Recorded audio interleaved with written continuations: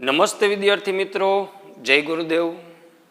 વિદ્યાર્થી મિત્રો, આપણે ભણી રહ્યા હતા લઘુકથા ગતિભંગ,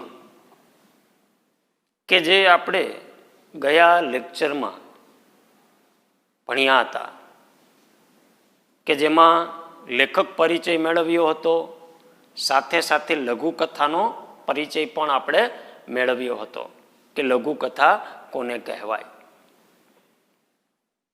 તો હવે આ લઘુકથાની વિગતે સમજૂતી મેળવીએ.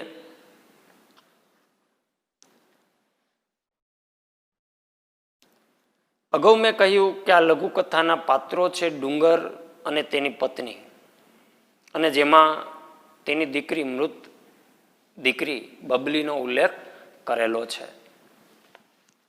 તો શરૂઆત ત્યાંથી થાય છે કે રાજપુર સ્ટેશને ગાડી પકડવા ડુંગર અને એની વહુ ઊભા માર્ગે ઝડપભેર જઈ રહ્યા હતા. બંને પતિ પત્ની ડુંગર અને તેની પત્ની ઊભા માર્ગે, સીધા માર્ગે ઝડપભેર જતા હતા ગાડી પકડવા માટે, એટલે કે ગાડી ચૂકી ન જાય એટલા માટે એ ગાડીમાં બેસીને તેને જવું હતું. આવા અર્થમાં છે. એ ઝડપભેર એટલે ઝડપથી જઈ રહ્યા હતા. પત્નીનું પાછળ પાછળ આવવાનો અણસાર મોડો પડી જતા ડુંગરે પાછળ જોયું. અણસાર એટલે ઈશારો, સંકેત. પત્ની પાછળ પાછળ આવતી હતી, પણ આવવાનો જે સંકેત છે એ મોડો પડી ગયો, એટલે કે સંકેત વર્તાતો નહોતો. આપણે જાણીએ છીએ કે આપણે જતા હોય, કોઈ પાછળ આવતું હોય તો કંઈક કંઈક સંકેત મળતા રહીએ કે પાછળ આવે છે. પણ ડુંગરને લાગ્યું કે પત્ની પાછળ આવતી નથી, એટલે ડુંગરે પાછળ જોયું કે પત્ની રસ્તા ઉપર નજર ફેરવતી ધીમી પડી રહી હતી. તે રસ્તા પર નજર ફેરવતી હતી અને તેની ચાલવાની ગતિ છે ધીમી થઈ ગઈ હતી. જાણે કાંઈ વિચારતી હોય અને ચાલતી હોય એવું લાગ્યું. એટલે ડુંગરે કહ્યું, શું ખોડે છે? ખોડવું એટલે શોધવું. ખોડવું એટલે શોધવું. કે શું ખોડે છે, શું શોધે છે? એટલે તેની પત્નીએ જવાબ આપ્યો કે કંઈ નહીં. પત્નીએ જવાબ આપ્યો ને ઝડપથી પગ ઉપાડવા પ્રયત્ન કર્યો. પગ ઉપાડવો એટલે આગળ ચાલવું. ઝડપથી તેને આગળ ચાલવા પ્રયત્ન કર્યો. થોડા ડગલા ચાલ્યા પછી વળી એનો વેગ મંદ પડી ગયો. થોડાક ડગલા ડુંગરની પત્ની છે આગળ ચાલી, પણ વળી પાછોનો વેગ છે, વેગ એટલે ગતિ, એ ગતિ છે ધીમી પડી ગઈ ચાલવાની. અને એક બાજુ ડુંગરને મોડું થતું હતું, ગાડી પકડવી હતી, એટલે સ્વાભાવિક છે કે ડુંગર ગુસ્સે પણ થાય કે આમ શા માટે કરે છે. એટલે ડુંગર બોલ્યો કે આમ ગાંડાની માફક અડવડિયા શું ખાય છે? આમ ગાંડાની જેમ, માફક એટલે જેમ, કે આમ ગાંડાની જેમ અડવડિયા એટલે લથડિયા, કે જાણે આમ લથડિયા ખાતી હોય એમ ચાલતી હતી. એટલે ડુંગરે કહ્યું કે આમ ગાંડાની માફક અડવડિયા શું ખાય છે? ડુંગર ગુસ્સે થયો, અને તેનો ગુસ્સો છે સ્વાભાવિક હતો કે એક તો મોડું થતું હતું અને પાછળની પત્ની છે સાવ ધીમી પડી ગઈ ચાલવામાં, કંઈક વિચારમાં ખોવાઈ ગઈ, એ ડુંગરે જાણ્યું નહીં. એટલે ડુંગર ગુસ્સે થયો. દિવસ આથમવા આવ્યો, સાંજ પડવાની હતી, સૂરજ આથમતો હતો. ડુંગરે કહ્યું કે દિવસ આથમવા આવ્યો, આમ કર્યા કરીશ તો રસ્તામાં જ અંધારું થઈ જશે, કાં તો જો આમ કરીશ તો રસ્તામાં જ અંધારું થઈ જશે, રાત પડી જશે.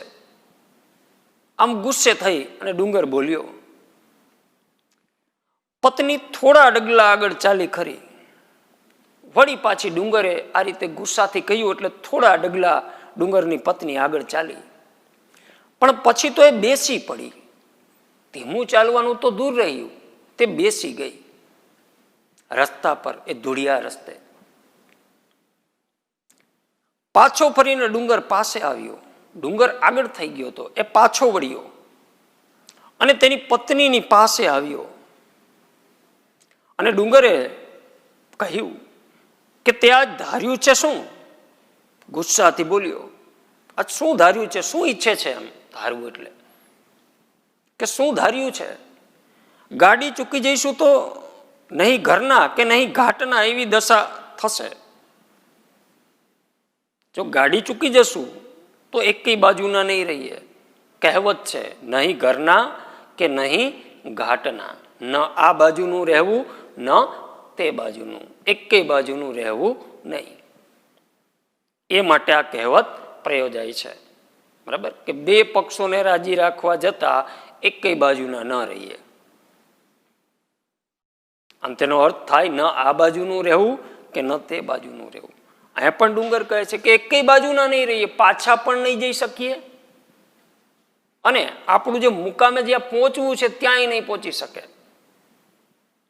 આવી દશા થશે આપણી કે રાત કાઢીશું ક્યાં? એમ રાત ક્યાં વિતાવીશું? ચાલીને જતા હતા, ધોળિયો રસ્તો, બીજી કઈ સગવડ નહીં. એટલે ત્યારે પત્ની કશું જ બોલી નહીં, કાંઈ જ ન બોલી. ભાવાર્દ્ર બનીને, લાગણીશીલ, ભાવાર્દ્ર એટલે કે લાગણીશીલ બનીને એ તો નજરની પીંછીને ધૂળ ઉપર પસવારી રહી હતી. નજરની પીંછી એટલે નજર રૂપી પીંછી ને ધૂળ ઉપર પસવારવું એટલે હળવેકથી પંપાળવું. એ ધૂળ ઉપર કંઈક જોઈ રહી હતી એવું કહેવા માંગે છે. અહીં અલંકાર પ્રયોજાયો છે. નજરની પીંછી એટલે નજર રૂપી પીંછી, રૂપક અલંકાર થાય કે નજરની પીંછીને ધૂળ ઉપર પસવારી રહી હતી. એ તો ધૂળમાં કંઈક જોઈ રહી હતી અને અચાનક બોલી, જોયું? એ બોલી ડુંગરની પત્ની કે જોયું? ત્યારે ડુંગર કહે છે, શું? મને તો કંઈ દેખાતું નથી. એમ મને તો કંઈ જ નથી દેખાતું. શું જોયું? પૂછે છે. ત્યારે પત્ની આંગળીનો છેડો છેક જમીન પાસે લઈ ગઈ. આંગળી ચીંધી ઈશારો કર્યો અને આંગળીનો છેડો છે છેક જમીન પાસે તે લઈ ગઈ. એક ઘાટીલી પગલીની છાપ એ બતાવી રહી હતી. ઘાટીલી એટલે સુંદર ઘાટવાળી, પગલી એટલે નાના બાળકનું જે પગલું હોય, પગલાની છાપ, તેને કહે છે પગલી. એ ધૂળિયા રસ્તે કોઈ નાના બાળકના પગલાની છાપ હતી. તે છાપ તે બતાવી રહી અને બોલી કે આપણી બબલીની જ પગલી જાણે. તેની મૃત દીકરી જે મૃત્યુ પામી છે.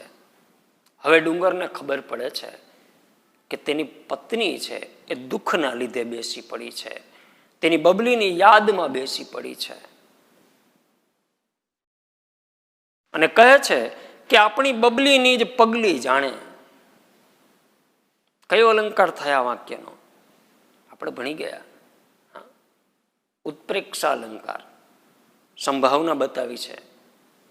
ઉપમેય અને ઉપમાનની એકરૂપતાની સંભાવના છે કે આપણી બબલીની જ પગલી જાણે. જાણે શબ્દ દ્વારા સંભાવના વ્યક્ત થઈ છે એટલે ઉત્પ્રેક્ષા અલંકાર પ્રયોજાયો છે. ત્યારે એની પત્ની કહે છે ડુંગરની,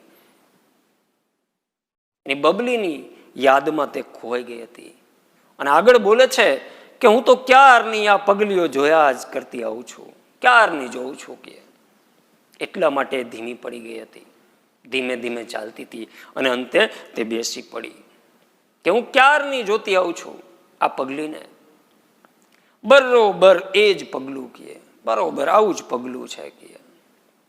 આંગળીની બોર જેવી છાપ, અને ધૂળમાં પગલા પડે તો આંગળીની એ છાપ છે એ ગોળ પડે બોર જેવી, કે આંગળીની બોર જેવી છાપ. એ જ પગલું છે. એટલે હવે ડુંગર છે એ પણ ભાવાર્થ બની જાય છે. હવે ડુંગરને સાચી વાત સમજાય છે. પહેલા તે ગુસ્સે થતો હતો કારણ કે તેને સમજાણું નહીં કે એની પત્ની શા માટે બેસી જાય છે. પરંતુ હવે ડુંગર કહે છે, તેને સાંત્વના આપતા, આશ્વાસન આપતા ડુંગર કહે છે કે ગાંડી, એવા પગલા તો ઘણાય હોય, આવા પગલા તો ઘણાય હોય, એમ લે ચાલ મોડું થશે. સાંત્વના આપે છે કે એવા પગલા ઘણાય હોય, તું દુઃખી થામા, ચાલ હવે મોડું થશે. નિરાતે કહે છે સાંત્વના આપતા.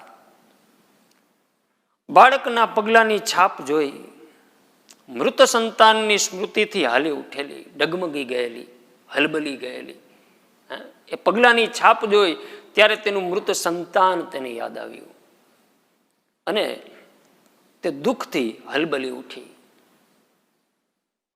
સ્વાભાવિક છે, કોઈ પણ મા બાપ છે તેના સંતાનને કઈ જરાક જેટલી તકલીફ પડે છે તો પણ સહન નથી કરી શકતા. એના સંતાનો માટે કાંઈ પણ કરી છૂટવા તૈયાર હોય છે. પરંતુ જ્યારે સંતાન જ ન હોય ત્યારે એક માના હૃદય ઉપર કેવી વેદના થાય, એક માના હૃદયની સ્થિતિ કેવી હોય એનું વર્ણન કર્યું છે કે તે મૃત સંતાનની સ્મૃતિથી, સ્મૃતિ એટલે યાદ, સંસ્મરણ, કે એના સંસ્મરણથી હાલી ઉઠેલી, ડગી ગયેલી પત્ની પ્રત્યે સહાનુભૂતિનો બોલ પતિએ કાઢ્યો. સહાનુભૂતિનો બોલ એને કાઢ્યો. અહીં ગાંડી છે પાગલના અર્થમાં નથી, આત્મીયતા દર્શાવતો શબ્દ છે. બરાબર, આપણે પણ આપણા મિત્ર અમુક કોઈ ખાસ તો આપણે એ ગાંડા એમ ન હોય, પણ ગાંડાનો મતલબ એવો નથી કે પાગલ છે, પણ એ સહાનુભૂતિ દર્શાવવા માટે આવા શબ્દો આપણે પ્રયોજી છીએ. તો અહીં પણ ગાંડી શબ્દ છે એ સહાનુભૂતિ કે આત્મીયતા દર્શાવવા માટે પ્રયોજાયો છે. અને આવા બોલ છે એના પતિએ સહાનુભૂતિના બોલ કહ્યા. પત્ની બેસી જ રહી, એ બેસી રહી, ઊભી ન થઈ. અને એ બોલી, કોઈ જૂની યાદ છે, વાગોળે છે અને કહે છે કે ખેતરે જતા અને આવતા આગળ આગળ દોડી જતી બબલીની પગલીઓ મારે અહીંયા જળાઈ ગઈ છે. જળાઈ જવું એટલે કોતરાઈ ગઈ છે. યાદ કરે છે કે જ્યારે આપણે ખેતરે જતા ત્યારે એની દીકરી નાની બબલી, નાની છોકરીનું હુલામણું નામ છે બબલી, કે બબલી પણ આવતી અને આગળ આગળ દોડતી ત્યારે ખેતરના ધૂળિયા રસ્તા પર બબલીની જે પગલીની છાપ પડે છે એ છાપ છે મારા હૃદયમાં કોતરાઈ ગઈ છે, મારા એ જડાઈ ગઈ છે. આ એ જ પગલી છે. અને આ પગલી જોઈ એનું મૃત સંતાન યાદ આવી જાય છે. અને પગલીના બીબામાં પત્નીની નજર ઢળી હતી. એ બીબુ એટલે છાપ, પગલીની ઢાંચો જેને આપણે કહીએ, કે પગલીની જે છાપ છે, બીબુ છે, એમાં પત્નીની નજર પડી હતી, ઢળી ગઈ. તેને જોતી હતી અને તેની બબલીને યાદ કરતી હતી, ઊભી ન થઈ. ડુંગર એકવાર પત્નીના મુખ સામે જોઈ રહ્યો, એકવાર એની પત્નીના મુખ સામે ડુંગરે જોયું, એ જોઈ રહ્યો અને પછી પોતાની નજર ગગનના કોઈ માર્ગ તરફ વાળી લીધી. પછી તે જોઈ ન શક્યો. પત્નીના દુઃખને કદાચ ડુંગર સહન કરી શકે એમ ન હોય એટલે નજર છે વાળી લે છે. ડુંગર પણ હવે દુઃખી થઈ ગયો છે. એના વિચારો છે એમાં એની ગતિમાં પણ ભંગ પડી રહ્યો છે કે ડુંગર એકવાર પત્નીના મુખ સામે જોઈ રહ્યો અને પછી પોતાની નજર ગગનના કોઈ માર્ગ તરફ વાળી લીધી. ગગન એટલે આકાશ, કે આકાશ તરફ જોઈ રહ્યો. એ પણ ખોવાઈ ગયો પોતાના મૃત સંતાનની સ્મૃતિમાં, યાદમાં. આખરે એ પણ પિતા છે, એને પણ દુઃખ થાય. બંને જણ સ્થિર થઈ ગયા, બંને સ્થિર થઈ ગયા. જવાનું મોડું થતું હતું, ગાડી ચૂકી જશું એ બધું બંને ભૂલી ગયા અને મૃત સંતાનની યાદમાં તે બંને સ્થિર ઊભા રહી ગયા. આમ તેના વિચારોની ગતિનો પણ ભંગ થયો અહીં ચાલવાની સાથે સાથે. ત્યારે આ ગતિભંગ શીર્ષક છે એ સાર્થક બને છે. અને લાકડીના ટેકે ગગન તરફ મોં કરી ઊભા રહી ગયેલા પતિને જોઈને પત્ની સાવધ બની ગઈ. એની પત્નીએ જોયું કે તેનો પતિ ડુંગર છે, લાકડીના ટેકે ગગન તરફ મોં રાખી અને વિચારોમાં ખોવાઈ ગયો છે, એ પણ દુઃખી થઈ ગયો છે. ત્યારે પત્ની સાવધ બની જાય છે, તે જાગૃત બને છે અને એણે કહ્યું, લ્યો હેંડો. હેંડો એટલે ચાલો, હેંડો એટલે ચાલો.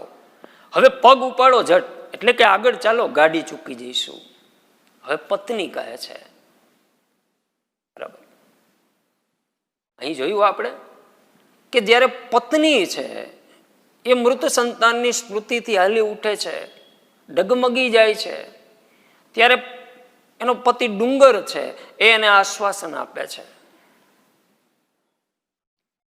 પરંતુ જ્યારે એને ખબર પડે છે કે આ મૃત સંતાનની સ્મૃતિથી હાલી ઉઠી છે, દુઃખી થઈ ગઈ છે, ત્યારે ડુંગર ખુદ દુઃખી થઈ જાય છે અને એ પણ એના વિચારોમાં ખોવાઈ જાય છે. ત્યારે પત્ની સાવધ બની અને ડુંગરને આશ્વાસનના શબ્દો કહે છે કે ચાલો હેંડો, પગ ઝટ ઉપાડો, ગાડી ચૂકી જઈશું. આમ બંને એકબીજાના પૂરક છે, બંને એકબીજાનો સહારો છે.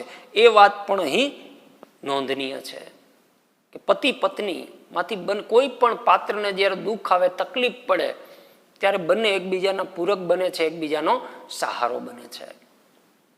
અને એ પત્ની સાવધાન થઈ અને ડુંગરને કહે છે કે ચાલો, નહીતર ગાડી ચૂકી જઈશું.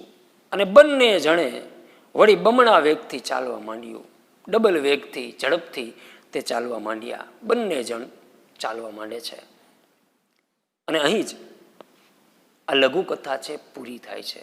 મિત્રો, અહીં આ લઘુકથા એકદમ સફળ રીતે રચાયેલી છે, કારણ કે આ લઘુકથા છે વાંચ્યા પછી વાચકને વિચારતા કરી મૂકે.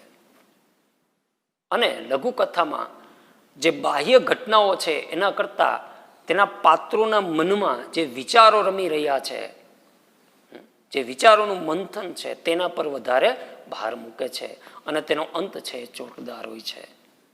તો અહીં જ આપણે આ લઘુકથા પૂર્ણ કરીએ. ફરી મળીશું. અસ્તુ. જય ગુરુદેવ.